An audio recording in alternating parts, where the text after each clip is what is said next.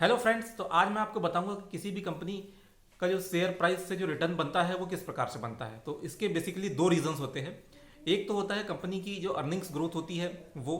तो longer term में जो कंपनी की जो शेयर का प्राइस होता है वो अर्निंग्स ग्रोथ को ही फॉलो करता है। शॉर्ट टर्म में हो सकता है कि कई मैक्रो एनवायरनमेंट की वजह से, कोई न्यूज़ की वजह से स्टॉक प्राइस में मूवमेंट आते रहते हैं, अप डाउन होते रहते हैं, लेकिन over a longer period of time company का जो शेयर का प्राइस होता है वो उसकी अर्निंग्स ग्रोथ को ही फॉलो करता है। अगर कंपनी की अर्निंग्स ग्रोथ 10% के रेट से आ रही है तो मोटा मोटी जो उस शेयर का प्राइस भी जो है उसमें 10% के अराउंड ही ग्रोथ हमको देखने को मिलती है। और दूसरा जो रीज़न होता है वो होता है पी एक्सपेंशन। तो पी एक्सपेंशन क्या होता है? तो पीई मतलब कि प्राइस टू अर्निंग्स रेशियो।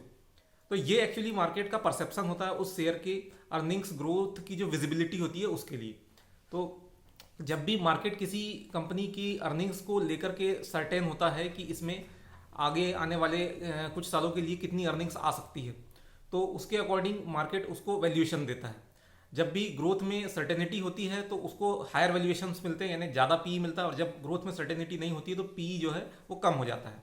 तो यहाँ मान लीजिए कि कोई स्टॉक है वो आज की डेट में 10 के पीई पे चल रहा है, तो 100% मार्केट ये मान करके चल रहा है कि उसकी अर्निंग्स विजिबिलिटी बहुत ज़्यादा अच्छी नहीं है, इसीलिए वो 10 के पीई पर चल रहा है। लेकिन किसी मैक्रो एनवायरनमेंट चेंज होने की वजह से, बिजनेस में चेंज होने की वजह से, कोई नए प्रोडक्ट लॉन्च की वजह से मान लीजिए कि उस कंपनी की अर्निंग्स विजिबिलिटी आगे आने वाले सालों के लिए 15 से 20% के अराउंड बन जाती है, तो ऑटोमेटिकली मार्केट उस स्टॉक को हायर वैल्यूएशन देने लगेगा और उसका पी एक्सपेंशन होने लगेगा। तो अब वो 10 के पी पे आपको नहीं मिलेगा, उसका पी भी बढ़कर के 15 से 20 के आसपास पहुंच जाएगा। अगर 20% के आसपास अर्निंग्स ग्रोथ है तो आराम से जो है स्टॉक का पी बढ़ करके 20-25 के अराउंड पहुंच जाता है, अगर आने वाले 4-5 सालों के लिए अर्निंग्स विजिबिलिटी इस मार्केट को दिख रही हो स्टॉक के अंदर तो।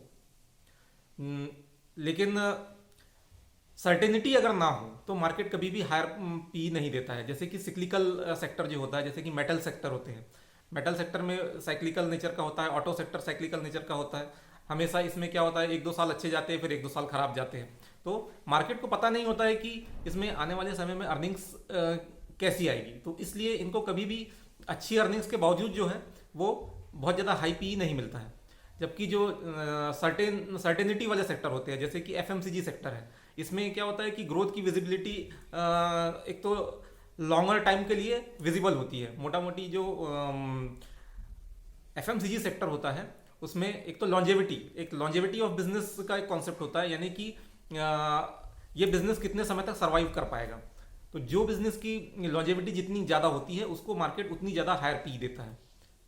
इसीलिए एफएमसीजी सेक्टर को जो है हायर पी मिलता है, क्योंकि आगे आने वाले 10-15 सालों के लिए इनमें अर्निंग्स की विजिबिलिटी दिखती है। नेस्ले है या एचयूएल है या डाबर है, तो ये कंपनियां पिछले कई सालों से मार्केट में बनी हुई हैं और आगे आने वाले समय में भी इसमें डिसरप्शन के चांसेस नहीं है। जैसे जो टेक्नोलॉजी कंपनीज होती है, खास करके नई जो फिनटेक कंपनियां आ रही है, तो बिजनेस में प्रॉस्पेक्ट्स अच्छे दिखते हैं, लेकिन कौन सा बिजनेस कितने सालों तक सर्वाइव करेगा इसके बारे में मार्केट अनसर्टेन है, इसलिए इनको बहुत ज़्यादा हाई पी नहीं मिलता है।